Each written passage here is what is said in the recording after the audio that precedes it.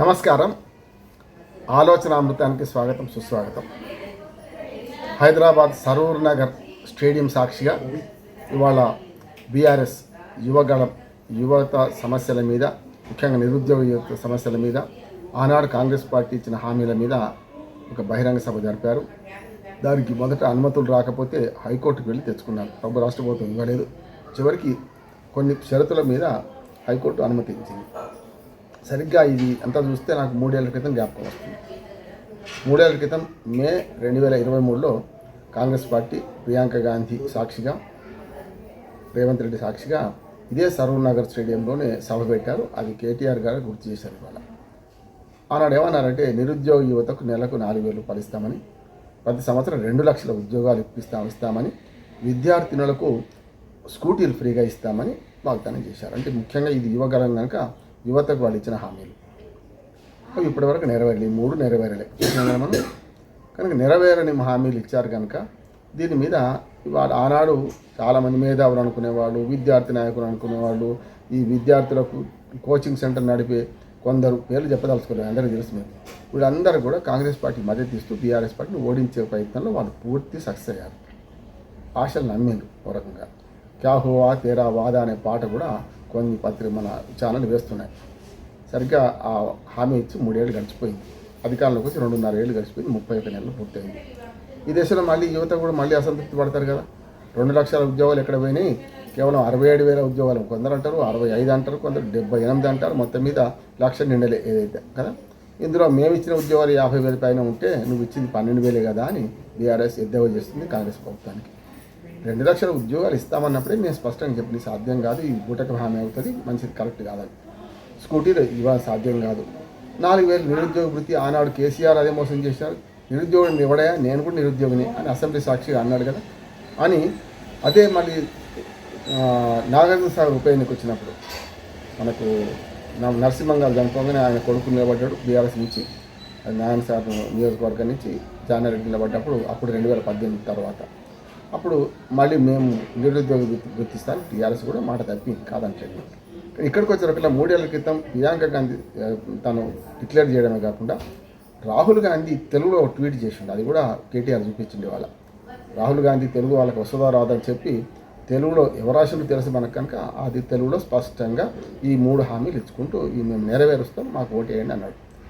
స్పష్టంగా ఆనాటి మేధావులు ఇట్లాంటి వాళ్ళందరూ కూడా ఆయన మీద కోపంతో, కేసీఆర్ ఆ ప్రభుత్వం మీద కోపంతో అని, ఎవరి మీద కోపంతో ఎవరు పక్కలో పట్టుకుంటారు దుర్మార్గమైన సామెత ఉంది కదా, అట్లా అయిపోయింది. ఇప్పుడు వాళ్ళందరూ తిరిగికి వచ్చి మళ్ళీ వాళ్ళందరూ ఇటు పక్కన ఇస్తారు. అంటే వీళ్ళ పార్టీల ఆటలో యువత ఇట్లాగే మోసపోవడైనా ప్రతిసారి కూడా నేను 2 పక్కల మాట్లాడుతున్నాను. ఇద్దరే అంటున్నాను నేను. వీళ్ళు వస్తే వీళ్ళేం పొడి చేస్తామంటున్నారు. ఇంటికో ఉద్యోగం ఇస్తామని వీళ్ళు హామీ ఇచ్చిండ్రా లేదో కానీ మొత్తం మీద వీళ్ళ పేరు మీద ఉన్న బీఆర్ఎస్ పేరు మీద ఇంటికో ఉద్యోగం, తెలంగాణ వస్తే అందరికీ ఇంటికో ఉద్యోగం వస్తుంది అని అన్నారు అంటారు. అనలేదని ఆయన అంటారు, అన్నారని కొందరు అంటారు. ఇప్పుడు అన్నవాళ్ళు వాళ్ళందరూ కలిసి నిరుద్యోగులు మోసం చేస్తున్నారు. ఇప్పుడు మరో ట్రెండ్ నడుస్తుంది. వచ్చే 2 ఏళ్ల తర్వాత ఎలక్షన్లు. ఇప్పుడు అయితే గట్టిగా మాట్లాడితే 2028 డిసెంబరా 2029 జనవరి అంటున్నారు. ఈ 3 ఏళ్ల తర్వాత వచ్చే ఎలక్షన్ల కోసం కాకుండా రేపు జిహెచ్ఎంసీ ఎలక్షన్స్ వస్తున్నాయి. హైదరాబాద్ అశోక్ నగర్ సాక్షిగా, ఛాయ్ అడ్డా సాక్షిగా రాహుల్ గాంధీ హామీ ఇచ్చిండు, సరూర్ నగర్ సాక్షిగా ప్రియాంక గాంధీ ఇచ్చింది. దీని సంగతి ఏంది? మాట మరిచారా, జూటా వాదా చేశారా అనే మాట వీళ్ళు అంటున్నారు. అదే యువత వాళ్ళే ఇటు చప్పట్లు కొడుతున్నారు, ఇటు కేటీఆర్ సభలకు హాజరవుతున్నారు. నేనేమంటున్నానంటే, గాంధీ గారు ఎప్పుడో అన్నారు, తొందరగా మోసపోయేది యువతే, తొందరగా తిరగబడేది యువతే. ఇవి 2 చూస్తున్నాం మనం. మోసపోతుంటే తిరగబడుతున్నారు. పార్టీల ఆట తప్ప ఇంకోటి జరుగుతలేదు అంటున్నారు. ఇందులో దీన్ని వాస్తవంగా అర్థం చేసుకోవడం ఏంటంటే, ప్రభుత్వ ఉద్యోగాలు లిమిటెడే, మెల్లమెల్లగా ఇంకా పోతాయి. అందరికీ ప్రభుత్వ ఉద్యోగాలు రావు.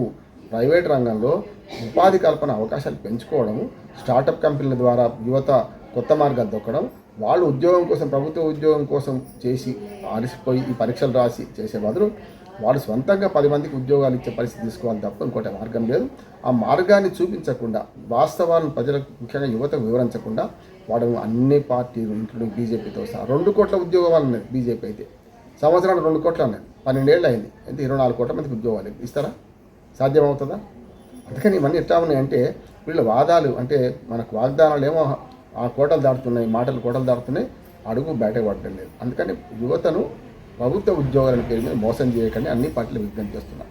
యువత గైడ్ చేసి మేధావులు అంటూ లేకపోతే ఈ కోచింగ్ సెంటర్ నడిపించుకుంటూ కూడా వాళ్ళ క్షేమం వాళ్ళ లాభం కోసం ఓటు బ్యాంక్ రాజకీయాల కోసం రాజకీయ పార్టీలు వీళ్ళ కోచింగ్ సెంటర్లు వీటి కోసం అని యువతను రెచ్చగొట్టి వీళ్ళు ఇద్దరు కూడా పెద్ద నాటకం ఆడుతున్నారు. అంతిమంగా మోసపోయేది యువతనే. కనుక యువతను మోసపుచ్చకండి, అనవసరం వాగ్దానాలు ఇవ్వకండి. వాళ్ళకు ఉన్నంతనే ఇది చేస్తే ఇది అవుతుందని చెప్పండి. దేశం మొత్తం మీద 3 కోట్ల మందికి మాత్రమే పర్మనెంట్గా ప్రభుత్వ రంగంలో ఉద్యోగాలు ఉన్నాయి. మెల్లమెల్లగా ఆర్టిఫిషియల్ ఇంటెలిజెన్స్ వస్తున్నది, రకరకాల సాంకేతిక విజ్ఞానం వస్తుంది. ఈ పరిస్థితుల్లో ఈ ఉద్యోగాలు ఉండవు. చాలా వరకు మన పేపర్లెస్ వర్క్ అవుతుంది, మనుషులు లేకుండా పని అవుతుంది. అది పూర్తిగా సాధ్యంగా పూర్తిగా ఎరాడికేట్ కాదు, కానీ ఉద్యోగాల శాతం తక్కువ అవుతుంది, ప్రభుత్వ ఉద్యోగాలు ఇంకా తక్కువ అవుతాయి. దీన్ని అర్థం చేసి దానికి అవసరమైన పెట్టుబడులు పెట్టి విద్య ఆరోగ్యం ఫ్రీగా ఇచ్చి పనిదినాలు పెంచి అట్లాగే విద్య సరైన ఇచ్చి నైపుణ్యం పెంచితే ఉద్యోగాలు వస్తాయి. నైపుణ్యం లేకుండా ఏ ఉద్యోగం రాదు. అంటే ఉద్యోగం చేసుకోవడానికి కనీస నైపుణ్యం. ఇప్పుడు ఇవాళ చదివే పిల్లలందరూ వాళ్ళ చదువుకు రేపు వచ్చే ఉద్యోగానికి ఏమీ సంబంధం లేదు, వాళ్ళ డిగ్రీలకు రేపు చేసే ఉద్యోగాలకు ఏం సంబంధం లేదు. అప్పుడు ఏం చేయాలి? వాళ్ళకి తగిన నైపుణ్యం ఇచ్చి చేయాలి. అటు ఉద్యోగాలు ఉన్నాయి, ఇటు మనుషులు ఉన్నారు, నిరుద్యోగులు ఉన్నారు. వాడికి కావాల్సిన నైపుణ్యం వీళ్ళ దగ్గర లేదు, వీడికున్న నైపుణ్యం వాడికి పనికిరాదు. ఈ రెండింటి మధ్యన వారధి కట్టేది రాజకీయం కావాలి. ప్రజల అపరిమితమైన ఆకాంక్షలకు పరిమితమైన వనరులకు మధ్యన వారధి కట్టేది రాజకీయం కావాలి. కానీ దుర్మార్గంగా తమ రాజకీయ ప్రయోజనాల కోసం వాడుకునే వారధి కావద్దు. నేను బీఆర్ఎస్ పార్టీకి వాళ్ళు చాలామంది వచ్చి వాళ్ళకి ఆశ పుట్టవచ్చు. నేను 2 పార్టీలను 3 పార్టీలను అంటున్నా, బీజేపీ, బీఆర్ఎస్, కాంగ్రెస్ అని అంటున్నా. మీరు యువతను మభ్యపెట్టకండి, యువతకు అవసరంగా ఆశలు లేపకండి. ఉన్నది ఉన్నట్టు చెప్పండి, అయితే లేకపోతే లేదు అనే మాట. లేకపోతే ప్రతిసారి ఒక పార్టీ మీద ఇంకో పార్టీ వాళ్ళని కాకపోతే వీళ్ళని కాదంటే వాళ్ళని ఎన్నుకుంటున్నారు. యువత మోసపోతూనే ఉన్నారు. గాంధీ మహాత్ముడు అన్న మాట మళ్ళీ ఒకసారి నిజం చేస్తున్నారు. తొందరగా తిరగబడేది యువతనే, తొందరగా మోసపోయేది యువతనే. మోసపోకండి, బూటక వాగ్దానం నమ్మకండి, మీ స్వయం శక్తి మీద ఆధారపడండి, రాజకీయ పార్టీలో వాళ్ళలో పడకండి అని ఒక న్యూట్రల్ వ్యక్తిని నేను విజ్ఞప్తి చేస్తున్నాను. నమస్కారం.